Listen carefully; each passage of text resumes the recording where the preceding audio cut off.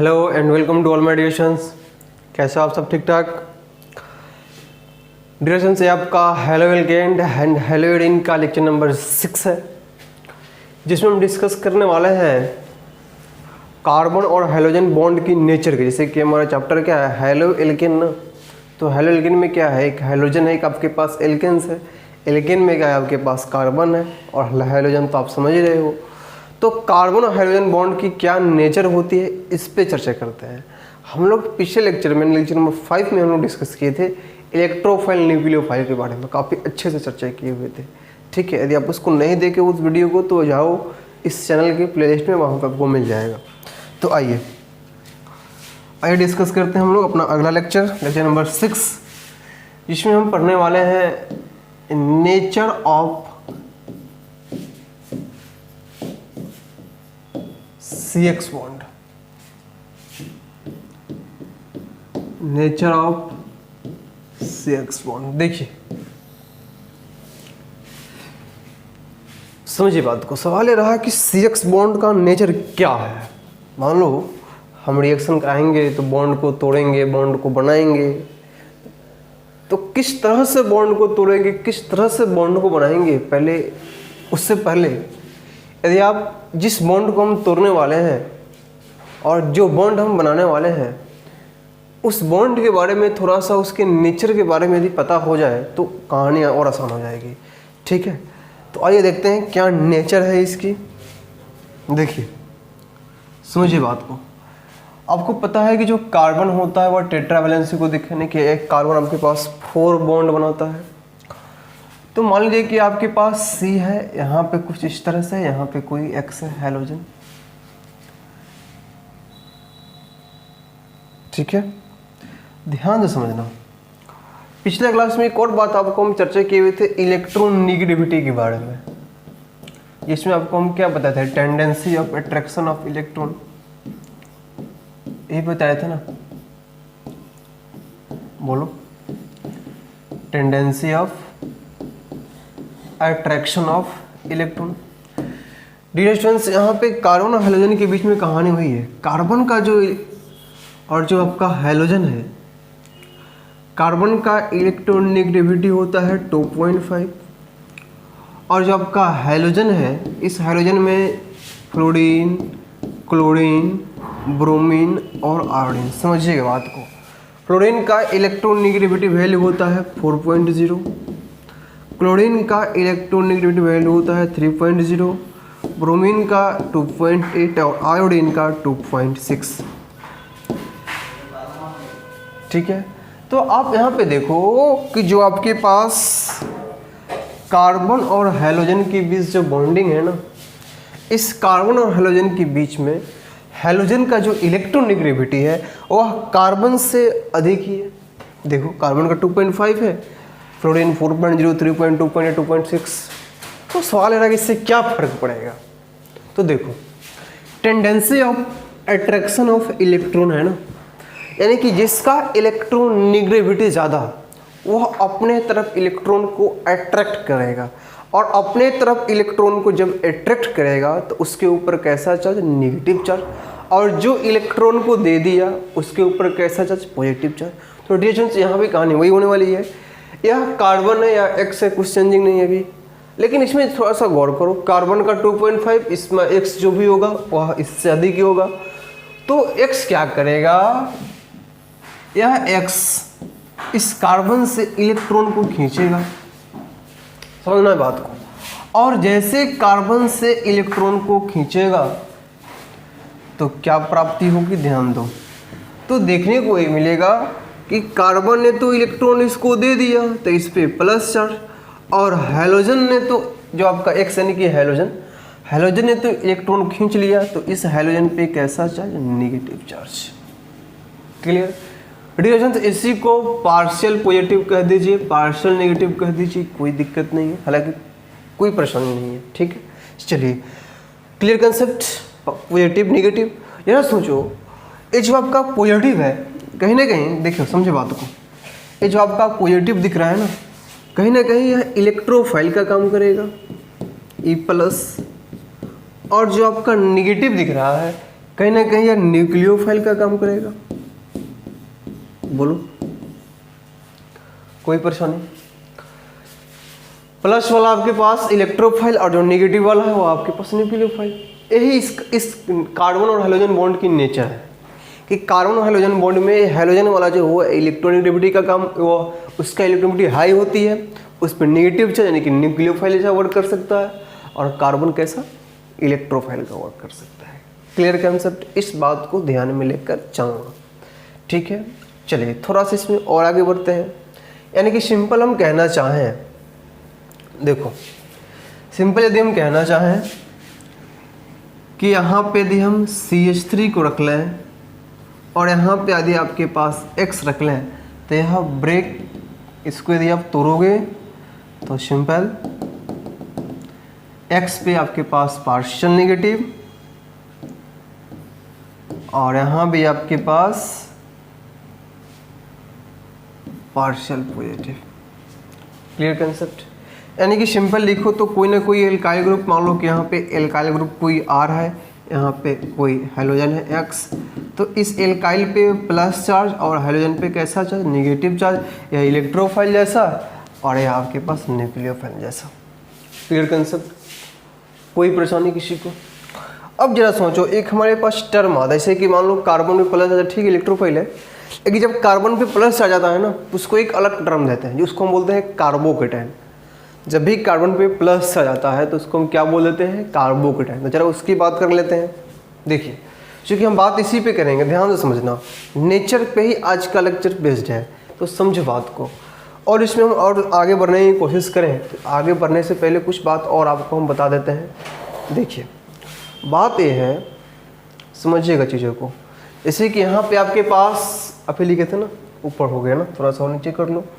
अभी यहाँ पे हम लिखे थे ना C और X, तो C और X में यहाँ पे कोई एल्काइल ग्रुप आ सकता है, जैसे कि यहाँ पे H या कोई और भी एल्काइल ग्रुप ऐड कर सकते हो, कोई दिक्कत नहीं है। X इज इक्वल टू आपके पास हेलोजन है, फ्लोरीन, क्लोरीन, ब्रोमीन, आयोडीन। मान लीजिए, समझिएगा बात को, मान लीजिए कि यहाँ पे कोई एल्काइल ग्रुप है R, कार्बोकेटाइन बताएंगे, अब इससे पहले बात सुनो, और यहाँ पे हम ऐड कर दें फ्लोरीन को, X इज इक्वल टू, ठीक उसी तरह से यहाँ पे कोई एल्काइल ग्रुप है R और यहाँ पे ऐड कर दें हम क्लोरीन को, फिर यहाँ पे ऐड कर दें ब्रोमीन को, और यहाँ पे ऐड कर दें हम आयोडीन को। आपसे सवाल पूछें, एग्जाम में पूछा हुआ सवाल है, सुनना ध्यान से। आपसे यदि हम सवाल पूछें कि इस चारों में सबसे अधिक रिएक्टिव कौन है, यानी कि आपसे सिंपली कहना चाहे तो इस रिएक्टिविटी ऑर्डर को बताओ। रिएक्टिविटी, इसमें सबसे अधिक रिएक्टिव कौन है, यानी कि सबसे जल्दी रिएक्शन कौन करेगा, सोचो। देखिए समझिए बात को, R तो सेम है ना, देखो डिसीजन कैसे लेंगे। R तो आपके पास सेम है, जब एल्काइल ग्रुप आपके पास सेम है तो डिसीजन हेलोजन के अकॉर्डिंग, ठीक है। तो हेलोजन में आप देख सकते हो कि हेलोजन सेम तो है नहीं, अलग अलग है, एक फ्लोरीन है, एक क्लोरीन, एक ब्रोमीन, आयोडीन है। और हमको पता है कि फ्लोरीन, क्लोरीन, ब्रोमीन, आयोडीन एक ही ग्रुप का एलिमेंट है। तो ग्रुप में जब हम ऊपर से नीचे आते हैं तो साइज हमारा इंक्रीज करता है, और पीरियड में लेफ्ट टू राइट जाते हैं तो साइज हमारा डिक्रीज करता है, क्योंकि जेड इफेक्टिव अधिक होती है। जेड इफेक्टिव इंक्रीज करता है तो साइज डिक्रीज करेगा। नीचे जाओ तो जेड इफेक्टिव आपका कोई उसका यूज नहीं है, तो सिंपल आप कह सकते हो कि आप ऊपर से नीचे आते हो यानी ग्रुप में टॉप टू बॉटम जाते हो तो साइज आपका इंक्रीज करता है। Clear concept? Because Z effective आपका डिक्रीज करता है। जरा सोचो, फ्लोरीन, क्लोरीन, ब्रोमीन में जब भी हम बात करें इस चारों में तो पहले यह ढूंढो, पिछले क्लास में एक और आपको बात बताया था कि जब भी हमारे पास ग्रुप की एलिमेंट हो, जब भी ग्रुप की बात की जाए, ग्रुप की एलिमेंट हो, तो उस ग्रुप के एलिमेंट पे हम साइज की चर्चा करते हैं। और जब भी हमारे पास पीरियड की बात हो तो पीरियड में हम इलेक्ट्रोनेगेटिविटी की चर्चा करते हैं। आपको बताए थे हम, याद कीजिए। वही बात यहाँ भी करना है। फ्लोरीन, क्लोरीन, ब्रोमीन एक ग्रुप का है, तो इस ग्रुप में हम क्या यूज करेंगे डियर स्टूडेंट्स, हम यहाँ पे यूज करेंगे साइज का फैक्टर। तो फ्लोरीन, क्लोरीन, ब्रोमीन में आपको पता ही है, फ्लोरीन, क्लोरीन, ब्रोमीन, आयोडीन पता नहीं है तो सुनो ध्यान से। ऊपर से नीचे आते हैं तो साइज हमारा इंक्रीज करता है। तो बताओ सबसे बड़ा साइज किसका? आयोडीन का, उसके बाद ब्रोमीन, उसके बाद क्लोरीन, सबसे छोटा साइज बेचारा है फ्लोरीन का। ठीक है, तो आयोडीन का साइज बड़ा है और एल्काइल ग्रुप तो सेम है। जल्दी ब्रेक कौन करेगा? सोचो, मान लो कि यहाँ पे एल्काइल ग्रुप है, समझना ध्यान से, यहाँ पे कोई एल्काइल ग्रुप है, यहाँ पे फ्लोरीन है, इतना छोटा एल्काइल ग्रुप है, और यहाँ पे फ्लोरीन है मान लो, फिर नीचे है क्लोरीन, फ्लोरीन से थोड़ा बड़ा और आर आपका सेम है, फिर ब्रोमीन, फिर आयोडीन, बड़ा साइज। जरा सोचो, सिंपल सोचो कि एक आपके पास छोटा सा, एक मान लो कि यहाँ पे एल्काइल ग्रुप है एक, और यहाँ पे कोई हेलोजन है मान लो फ्लोरीन है, इसको यहाँ से यहाँ बांध दो ऐसे करके, बॉन्ड बना दो ऐसे, रस्सी बांध दो, सोचो छोटा सा, समझाने के लिए बता रहे हैं, सुनो ध्यान से। और एक आपके पास क्लोरीन थोड़ा बड़ा, ब्रोमीन उससे बड़ा, आर से में आपके पास आयोडीन उससे बड़ा, यानी कि सबसे बड़ा वाला तो आयोडीन हो गया ना। जल्दी ब्रेक कौन करेगा? वही करेगा। सिंपल सोचो, मान लो एक बड़ा सा रस्सी बांधो यहाँ से वहाँ, एक छोटा करो, एक उससे छोटा, एक उससे छोटा, तो जो सबसे छोटा आएगा उससे तो स्ट्रॉन्ग बॉन्ड होगा ना, वो तो ब्रेक ही नहीं हो, पूरा अच्छा से संपर्क में है, एक दूसरे का ब्रेक ही नहीं होगा। लेकिन जो बड़ा है, जिसका साइज बड़ा है, उसको ब्रेक करना, जो रस्सी बड़ा है आपके पास, उसको कहीं से भी कट कर दो, कहानी फिनिश। यानी कि जो बड़ा साइज है उसको ब्रेक करने में भी कोई परेशानी नहीं होगी। जब उसको ब्रेक होने में कोई परेशानी नहीं होगी तो सबसे अधिक रिएक्टिविटी में भी आगे रहेगा। यानी कि चारों में सबसे अधिक जो रिएक्टिविटी ऑर्डर है वो किसकी है? RI की है। सबसे अधिक रिएक्टिविटी किसकी है? RI की है। उसके बाद किसकी है? RBr की है। उसके बाद किसकी है? RCl की है। और उसके बाद किसकी है? RF की है। इस बात को आपको ध्यान में लेकर चलना होगा। Clear students? कोई परेशानी किसी को? बस सिंपल सोचो ना, मान लो कि आयोडीन साइज बड़ा परिवार, नहीं सुने हो, जल्दी बिखरता है, वही कहानी है, बड़ा परिवार है, बड़ा साइज है, जल्दी बिखर जाएगा, जल्दी ब्रेक हो जाएगा, जल्दी ब्रेक हो जल्दी रिएक्शन कर जाएगा, खत्म। लेकिन सबसे अधिक reactivity iodine, bromine, chlorine, fluorine. ऐसे नहीं सोच सकते हैं। देखो फिर से समझो बात को। देखो मैंने है कि एक आपको अंदर से क्लियरिटी होना चाहिए, आपको दिखना चाहिए ये चीज़ हो सकता है। जब भी हम देखते हैं ना तो किसी के साथ ही देखते हैं, उसको सिंगल नहीं देखते। सिंगल कोई ब्रेक नहीं होता है, सिंगल कोई फॉर्म नहीं होता है। ठीक है, जब भी उसको देखते हैं साथ ही में देखते हैं, जैसे कि यहाँ पे R के साथ देख रहे हैं ना, तब हम कह रहे हैं कि आयोडीन जल्दी ब्रेक हो जाएगा इसके साथ, क्योंकि यहाँ सेम है। बात समझ रहे हो ना? तो कभी भी आप ऐसे नहीं कर सकते आयोडीन का साइज बढ़ा है, यह कर सकते हो, यह नहीं कर सकते आयोडीन जल्दी रिएक्टिव हो जाएगा, ऐसा नहीं। कंपेरिजन के साथ में कहो कि इसके कंपेरिजन में आयोडीन जल्दी रिएक्टिव होगा, ये कहना सही है। ये कहना गलत है कि आयोडीन ज़्यादा रिएक्टिव होता है। चलिए तो आइए बात करते हैं आगे। इसमें तो कोई आपको दिक्कत नहीं होनी चाहिए। सिंपल आपसे ध्यान रखना होगा आपको कि जो आपके पास एल्काइल RI होता है वो सबसे अधिक रिएक्टिव होता है, उसके बाद RBr, उसके बाद RCl, उसके बाद RF। कोई परेशानी इसमें किसी को? कोई डाउट, कोई दिक्कत? आगे बढ़ें। हाँ, बॉन्ड लेंथ की बात किया जाए तो आप सिंपल लिखना, सबसे ज़्यादा बॉन्ड लेंथ RI की, उसके बाद RBr की, उसके बाद RCl की, उसके बाद RF की। और कोई पूछे कि सबसे स्ट्रॉन्ग बॉन्ड किस में? जो छोटा उसका स्ट्रॉन्ग बॉन्ड, यानी कि सबसे स्ट्रॉन्ग बॉन्ड इसकी, फिर इसकी, फिर इसकी, फिर इसकी, यानी कि सबसे स्ट्रॉन्ग बॉन्ड आपके पास RF वाला। चलिए आगे बढ़ते हैं। ये तो ठीक है, सिंपल है, आप इसको समझ गए होंगे, कोई दिक्कत आपको नहीं होनी चाहिए। लेकिन एक और इसी में सवाल आ जाता है। देखो सवाल क्या था, सुनना ध्यान से। एक और एक बहुत ही खूबसूरत सा सवाल इसी में क्रिएट होता है। क्या? हम यहाँ पे क्या लिए हैं? RF और RCl और RBr और RI लिए हैं। आपसे पूछे हैं रिएक्टिविटी और आप तुरंत कहो ठीक है, अच्छी बात है, कोई दिक्कत नहीं। लेकिन हम यदि इस R के बदले में हाइड्रोजन लगा दें, इस R के बदले में क्या लगा दें? हम हाइड्रोजन लगा दें, तो HF, इसको थोड़ा ऐसे लिखो,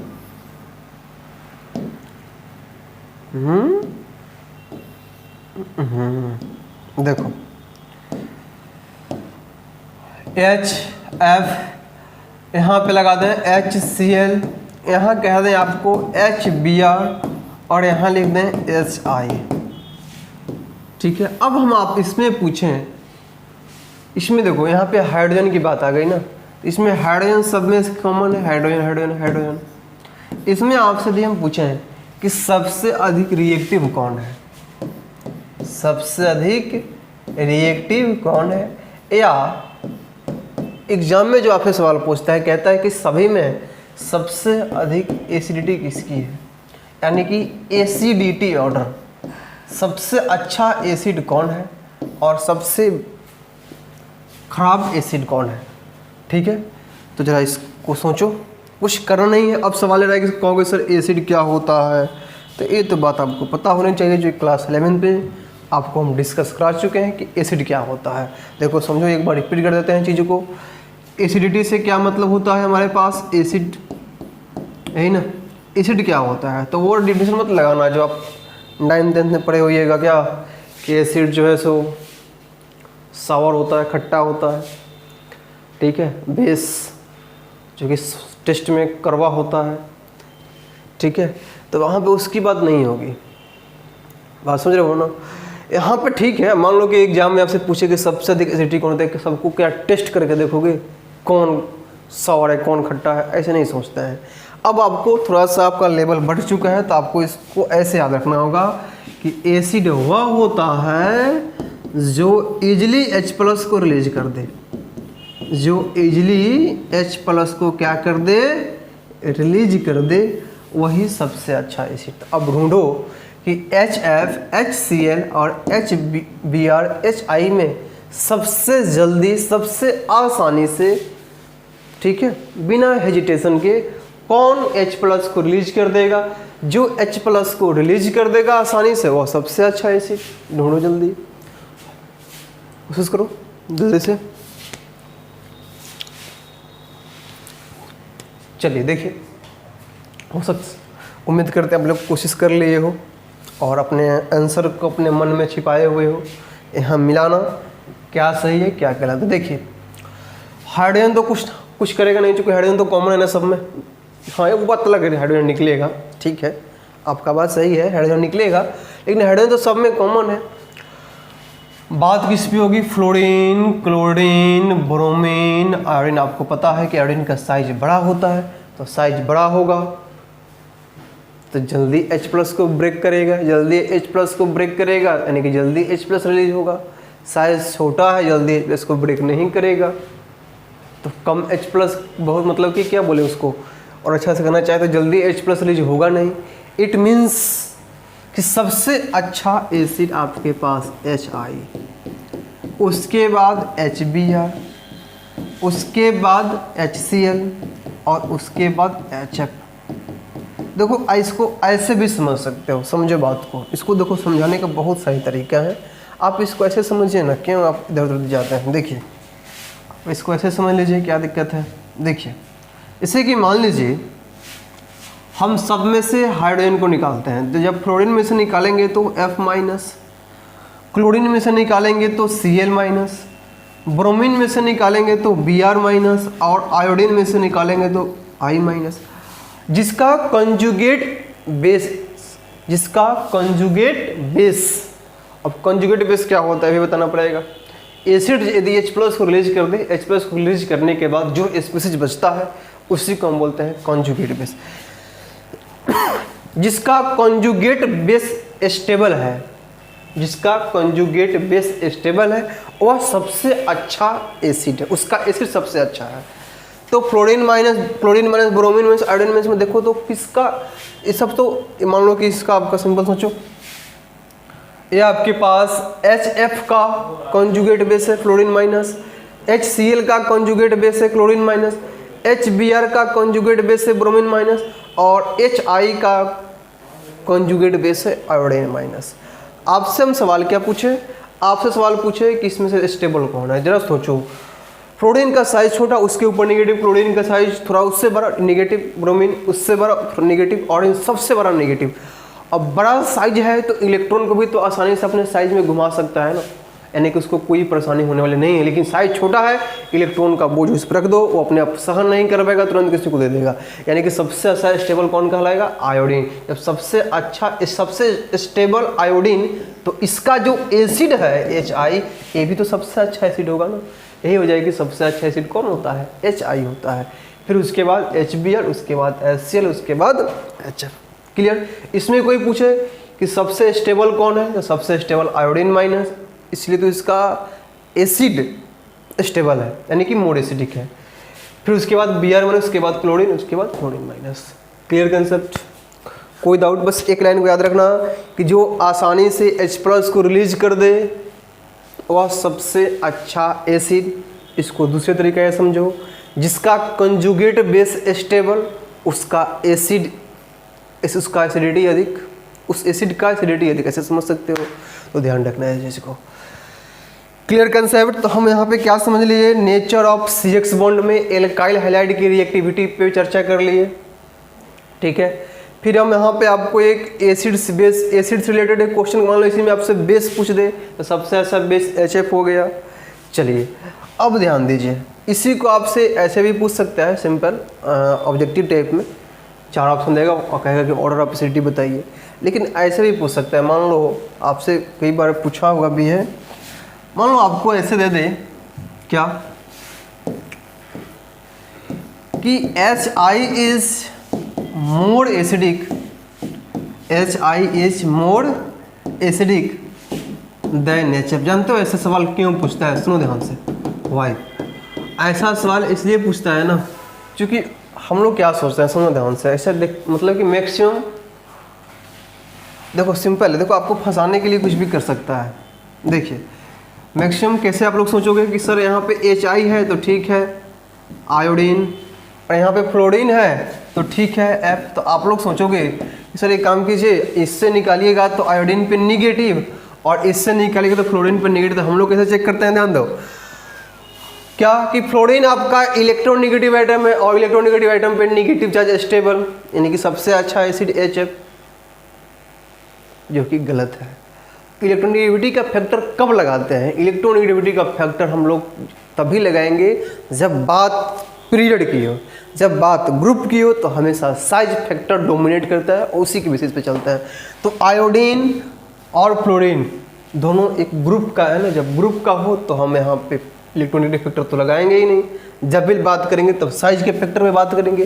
तो यही वजह है कि ऐसा ही सवाल पूछता है, ठीक है। क्योंकि ऑप्शन में आपको ये भी रहेगा कि जो मान लो कि आपको यहाँ पे HI सबसे अधिक ऑर्डर दिखाया है ना, ऑप्शन में आपको ऐसे भी रहेगा कि HF सबसे अधिक। तो जो कम पढ़ा है, अच्छा से नहीं पढ़ा है, तो सीधे HF को मारेगा, ट्रिक खत्म कहानी। और कई लोग ऐसे भी सोचते हैं, क्योंकि वो अभी तक वो क्लास 9, 10, 11th में मतलब जो ढंग से नहीं पढ़े हो, वो एक ही नाम सुना होगा HCl, और HF नहीं जानता होगा कि HF एसिडिटी होता है, उसके पास HI के पास एसिडिटी होती है। और HCl हाइड्रोक्लोरिक एसिड सुना होगा, बस वो आंख बंद करके जहाँ पे HCl पहले होगा उसको टिक कर देगा, हो जाता है गलत। बात समझ रहे हो ना? तो इस चीज़ को ध्यान रखना। तो इसमें ध्यान रखना कि जब भी ये बात ग्रुप की हो तो साइज फैक्टर की बात करते हैं। तो सवाल आ जाए कि HI is more acidic than HF, why? तो सिंपल आप लिख सकते हो because conjugate base of HI is stable with respect to HF। बात खत्म। या इसी को आप ऐसे लिख सकते हो कि HI इजली H+ को रिलीज कर सकता है, यानी कि easily donation of H+ in HI with respect to HF, then HI is more acidic than HF। Clear concept? ऐसा भी सवाल आपके पास आता है, आया हुआ है, कई बार आया हुआ है, कई बार आया हुआ है, ध्यान रखना। मान लो कई बार मान लो HI का दिया है, कई बार आपसे कहा, कई बार आपको पूछ दिया है कि HI तो ठीक है, कई बार HBr is more acidic then HCl, ऐसे भी कंप्लीट। देखो सवाल है ना, आप एक कंसेप्ट पढ़ के जाओ, वो कैसा हूँ आपको घुमा देगा। बस कंसेप्ट पे आप अड़े हो तो फिर क्वेश्चन कितना हो घुमाए, आपको नहीं घूमना है, आप अपने आप को स्टेबल रखिए, ठीक है। तो पहला क्वेश्चन इस नेचर ऑफ CX से हम लोग कंप्लीट कर चुके हैं।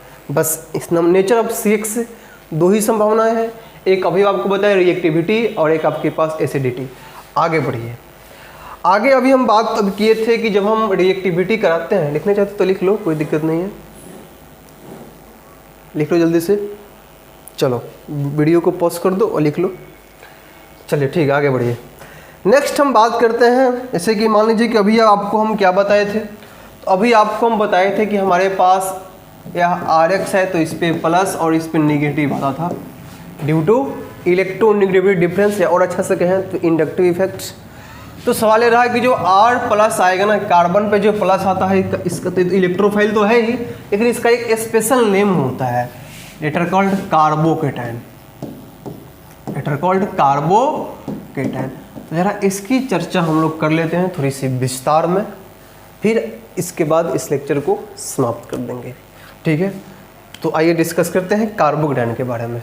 देखिए सिंपल है, कार्बोकेटाइन जैसे आपके पास आए, आज का लास्ट टॉपिक कार्बोकेटाइन। देखो कार्बन पे प्लस चार्ज आपको कहीं भी दिखाई दे मतलब कि कार्बोकेटाइन है, जैसे कि CH3 प्लस C2H5 प्लस, क्या पढ़िएगा इसको, तो आप इसको क्या पढ़ोगे, CH3 को मिथाइल तो मिथाइल कार्बोकेटाइन, C2H5 तो इथाइल कार्बोकेटाइन। बस यही बात रखना, कार्बन पे प्लस चार्ज क्या कार्बोकेटाइन, ठीक है, अच्छी बात है। अब थोड़ा सा इसमें और बात करते हैं इसकी कुछ प्रॉपर्टीज की। क्या, तो सबसे पहले चीज़ कि कार्बोकेटाइन जो होता है वो कैसा, किस तरह का बिहेवियर शो करता है। तो जो आपका कार्बोकेटाइन होता है वह इलेक्ट्रोफिलिक नेचर का होता है, यानी कि इलेक्ट्रोफाइल बिहेवियर शो करता है। पहली बात, क्यों, इलेक्ट्रोफाइल का मतलब क्या होता है, डिफिशियंसी ऑफ इलेक्ट्रॉन, और इसके पास है इलेक्ट्रॉन। प्लस का मतलब क्या हुआ, इलेक्ट्रॉन चला गया ना। आप नोट देखो, आप यहाँ पे देखो, वो दिखा देते हैं, जैसे कि मान लीजिए, देखो अब यहाँ पे दिखाने से एक और बात क्लियर हो जाएगा। देखो ये आपके पास C है, या H है, ये आपके पास H है, और आपके पास H है, प्लस चार्ज है। तो कार्बन 1 2 3 4 5 6 इलेक्ट्रॉन है इसके पास, होना कितना चाहिए स्टेबिलिटी के लिए, 8 इलेक्ट्रॉन। तो अभी भी 2 इलेक्ट्रॉन की कमी है। जब 2 इलेक्ट्रॉन की कमी है इट मीन्स इलेक्ट्रॉन की कमी है, इट मीन्स इलेक्ट्रोफाइल है। और इसमें और बात कर लो, क्या बात कर लो, सवाल है ना, आपको हम हर चीज़ बता देते हैं ताकि आप कुछ भी हो, चलो मिटा दिए ना, चलो ठीक है, एक बार फिर से लिख देते हैं। देखो CHH। अब इसी में आपसे कहना कि इसका हाइब्रिडाइजेशन क्या होगा, इसका हाइब्रिडाइजेशन क्या होगा। तो जैसे आपसे कहा जाए कि हाइब्रिडाइजेशन की चर्चा करो तो कुछ नहीं करना आपको, हाइब्रिडाइजेशन के लिए तो पढ़ा ही हो, Z= क्लास 11 केमिकल बॉन्डिंग याद कीजिए। क्या, number of sigma bond, number of sigma bond, नहीं जो नहीं पढ़े हैं वो याद कर लीजिएगा, जो रट लीजिएगा कि ये होता है, और जो पढ़े हैं उनको तो स्पष्ट दिख रहा होगा। नंबर ऑफ सिग्मा बॉन्ड ढूंढो कितना है, each single bond are called sigma bond. तो 1 2 3 तो 3 प्लस, अच्छा यहाँ पे बॉन्ड पेयर लिख दिया ना, लोन पेयर होता है, प्लस LP लोन पेयर। तो कार्बन पे तो कोई लोन पेयर होता ही नहीं है, प्लस 0। तो जब 3 + 0 3 हो गया, या इट मीन्स कि इसका जो आपका हाइब्रिडाइजेशन हो गया वह क्या हो गया। देखो यहाँ से बहुत सारी चीज़ निकल के आने वाली है, सुनना ध्यान से। जैसे 3 आ गया यानी कि हाइब्रिडाइजेशन कैसा हो गया, sp2। और जब sp2 आ गया तो sp2 हमको क्या बता दिया कि जो आपका कार्बोकेटाइन होता है उसका जो ज्योमेट्री होता है, जो उसकी शेप होती है वह प्लेनर होती है। कैसी होती है, प्लेनर होती है, ठीक है, याद कीजिए। sp2 sp सब का सब प्लेनरिटी शो करता है। तो सिंपल ध्यान रखना इस चीज़ को, इसको दिखा सकते हो इस तरह से, थोड़ा सा ऐसे H और H और H और इस कार्बन का वैकेंट स्पीसीज,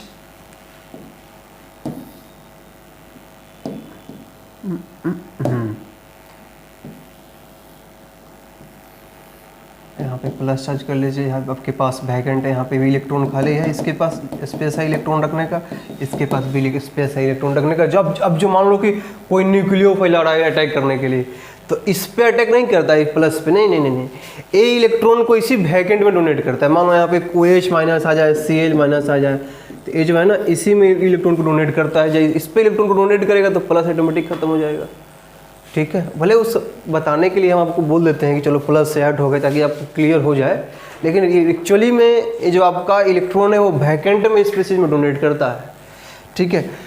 तो क्या सीखने को मिली, कार्बोकेटाइन इलेक्ट्रोफाइल होता है, ठीक है। Hybridization sp2 geometry planar, clear concept. आगे बढ़िए, और क्या इसमें बात कर लेते हैं, थोड़ा सा स्टेबिलिटी की भी बात कर लेते हैं, देखना चाहते हो तो लिख लो। फिर हम इसकी थोड़ा सा स्टेबिलिटी की भी चर्चा कर लेते हैं। चलो ठीक है, देखो कार्बोकेटायन की स्टेबिलिटी की बात करें तो बहुत सारा फैक्टर है, हालांकि जीओसी वगैरह में भी इसको काफ़ी अच्छे से डिस्कस करना पड़ता है, ठीक है, लेकिन हम लोग वही डिस्कस करेंगे जो एग्जाम के लिए इम्पोर्टेंट है। देखो स्टेबिलिटी ऑफ कार्बोकेटायन में बस आप इतना ध्यान में रखना, stability of carbocation directly proportional to alpha hydrogen, बस इसी बात को याद रखना। कहोगे अल्फा हाइड्रोजन क्या होता है, समझा रहे हैं, रुक जाओ। Stability of carbocation directly proportional to alpha hydrogen, जैसे कि मान लीजिए कि आपके पास एक एग्जांपल लेते हैं छोटा सा, सी, इसलिए इसको यहाँ पे मान लीजिए कि कोई एल्काइल ग्रुप है R, और यहाँ पे आपके पास, अभी इसको लिखना नहीं है, इसको समझा रहे हैं, CH2 और यहाँ पे CH2 प्लस। देखिए इस कार्बन पे प्लस है ना, इस कार्बन की प्लस के ठीक बगल वाला पोजीशन। अब कहोगे सर बगल इधर भी कुछ हो तो उधर वाला भी बगल हो सकता है, लेकिन उधर तो कुछ है नहीं अभी, तो जो है उस पे चलो। तो इस कार्बन पे प्लस इसके ठीक बगल वाले पोजीशन को हम बोलते हैं अल्फा पोजीशन। इस ठीक बगल वाले पोजीशन को क्या बोलते हैं, अल्फा पोजीशन। और इस अल्फा पोजीशन पे जो चीज़ प्रेजेंट रहेगा उसको अल्फा बोल देंगे। कार्बन है तो इसको हम बोल देंगे अल्फा कार्बन, हाइड्रोजन है तो हम इसको बोल देंगे अल्फा हाइड्रोजन। क्लियर कंसेप्ट, कोई परेशानी? यानी कि इसमें आपसे पूछे कि अल्फा हाइड्रोजन कितना है, तो alpha hydrogen is equal to 2। समझ में आ गया ना? बस कुछ करना नहीं है, जहाँ पे प्लस दिख रहा है कार्बन पे उसके ठीक बगल वाला पोजीशन को अल्फा बोलते हैं। वहाँ पे कार्बन यदि है तो अल्फा कार्बन, यदि वहाँ पे हाइड्रोजन है तो अल्फा हाइड्रोजन, कहानी खत्म। ठीक है, चलिए, तो आई होप आप समझ गए होंगे। इसको मिटाते हैं। देखिए एग्जाम्पल के पास, जैसे कि मान लीजिए CH3 हो, यहाँ पे CH3 हो और यहाँ पे CH3 हो और यहाँ पे प्लस चार्ज ले लेते हैं, पहली चीज़। Next CH3 CH plus CH3,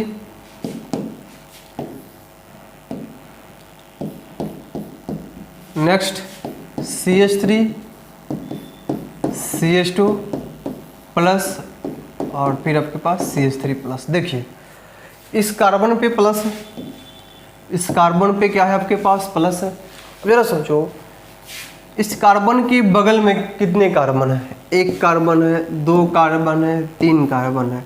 तो इसके बगल में जो भी है सबका सब अल्फा पोजीशन है, ये भी अल्फा पोजीशन है, ये भी अल्फा पोजीशन है, ये भी अल्फा पोजीशन है।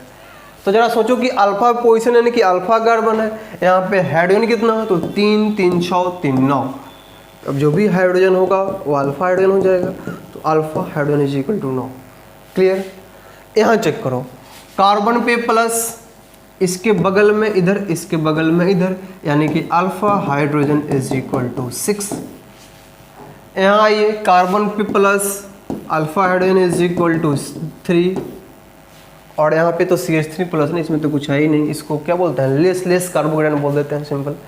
हालांकि देखो यहाँ पे अल्फा हाइड्रोजन दिखाने का एक मेन टेंडेंसी है ना कि, और यहाँ से कहें तो हाइपर कॉन्जुगेशन। यहाँ पे जो स्टेबिलिटी हम यहाँ पे चेक कर रहे हैं अकॉर्डिंग टू हाइपर कॉन्जुगेशन या इंडक्टिव इफेक्ट, यहाँ पे इलेक्ट्रॉन को डोनेट कर रहा है।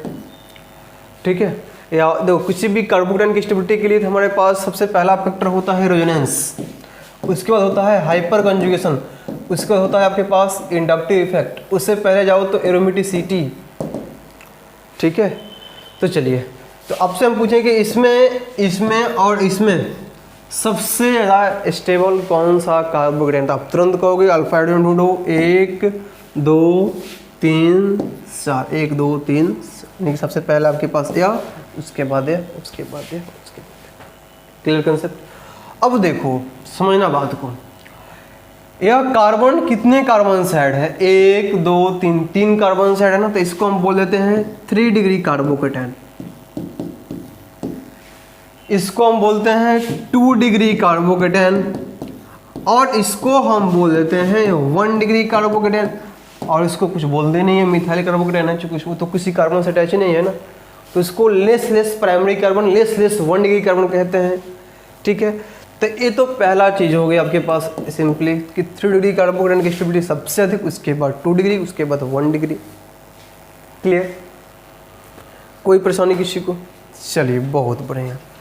अब इसमें एक बात हम और आपको बताते हैं, थोड़ा सा आपको ध्यान रखनी होगी, क्योंकि सवाल एग्जाम में आया हुआ है, इसलिए उस चीज़ को बता देते हैं। और भी कुछ एक्स्ट्रा चीज़ है जो कि आने की संभावना है, बस इसको अभी सिंपल ध्यान रखना कि stability of carbocation directly proportional to qualified है, यह जनरल तरीका है, ठीक है।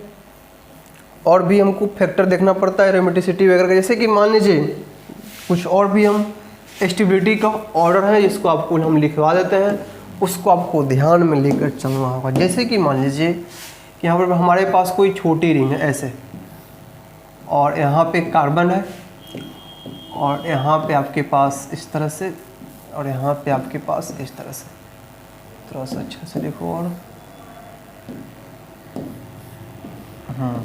और यहाँ पे प्लस चार्ज है। ठीक उसी तरह से मान लीजिए कि यहाँ पे आपके पास CH है,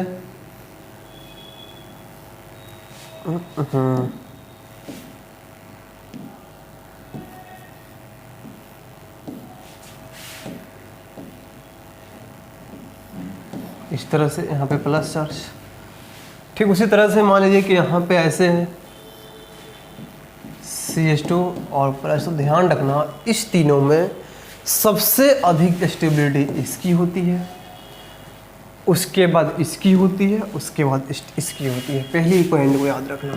यही सवाल एक आया हुआ है 2018 में, क्या पूछा हुआ है कि हाइड्रोलाइसिस ऑफ कार्बोकेटायन, ऐसे लिखा हुआ है कि which of the following are order of hydrolysis. तो इसमें कुछ इस तरह से सवाल था, तो आपको नंबर ए या नंबर बी या नंबर सी है, अब देखना सवाल वहाँ पे मिल जाएगा आपको। नेक्स्ट अगला पॉइंट और क्या ध्यान में रखनी होगी, तो ध्यान रखना कि जो आपके पास, और इसमें थोड़ा सा आगे बढ़ाएं, देखिए जैसे कि मान लीजिए कि हम यहाँ पे पीएच मतलब फिनाइल रिंग, सिंपल देखो ये बेंजीन है ना, इस बेंजीन से यहाँ से ऐड कर दो, इसी को हम पीएच बोलते हैं, फिनाइल। इसकी संख्या 3 हो या CH पे प्लस हो तो इसकी स्टेबिलिटी सबसे अधिक, चूँकि इसमें रेजोनेंस अच्छा खासा है। फिर pH पे 2 और CH2 पे प्लस, फिर CH plus not CH2, it are called CH, और फिर pH, और फिर आपके पास pH पे pH 3 2 और pH 1 है ना, यहाँ 1 कर दो यहाँ पे, और फिर CH पे CH2 पे plus.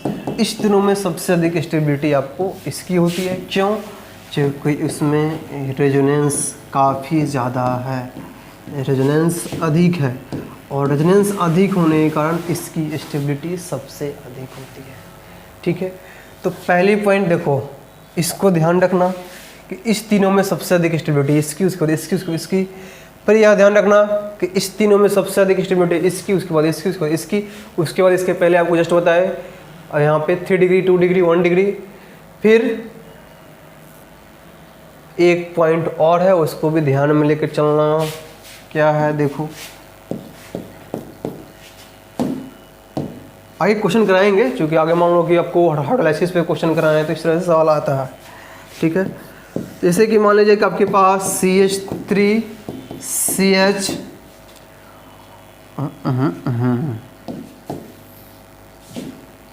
CH2 double bond CH और CH2 प्लस, इसको हम बोलते हैं एलाइलिक कार्बोकेटायन।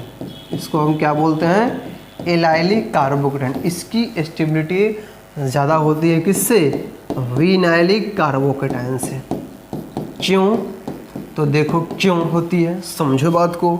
इसमें तो रेजोनेंस है अच्छी खासी, और इसमें तो रेजोनेंस भी नहीं है। और बुरी बात यह है कि इलेक्ट्रोनेगेटिव एटम है यहाँ पे कार्बन, चूँकि sp2 हाइब्रिडाइजेशन है, और इस sp2 पे पॉजिटिव चार्ज, एक इलेक्ट्रोनेगेटिव एटम पे पॉजिटिव चार्ज है तो और ख़तरनाक वाली बात हो जाएगी। तो इस दोनों में स्टेबिलिटी किसकी होती है? इसकी होती है। तो आपके पास ओवरऑल ऑर्डर है, इसको ध्यान में लेकर आप चलना, यहाँ से सवाल आने की संभावनाएँ रहती है। यहाँ तक में तो आपको कोई, इसको थोड़ा सा रिमेंबर वाली चीज़ है, थोड़ा सा ध्यान रखनी चीज़ को। यहाँ तक में तो आपको कोई डाउट नहीं होनी चाहिए। यदि कोई डाउट हो तो आप कमेंट कर सकते हो, कोई परेशानी हो तो आज के लेक्चर को हम यहीं पे कंप्लीट करते हैं। आज हम लोग नेचर ऑफ CX बॉन्ड, उसमें कार्बोकेटायन, हैलोजन के बारे में अच्छा एक बात और, हाइड्रोजन की बात हुई तो एक बात और सुन ही लो।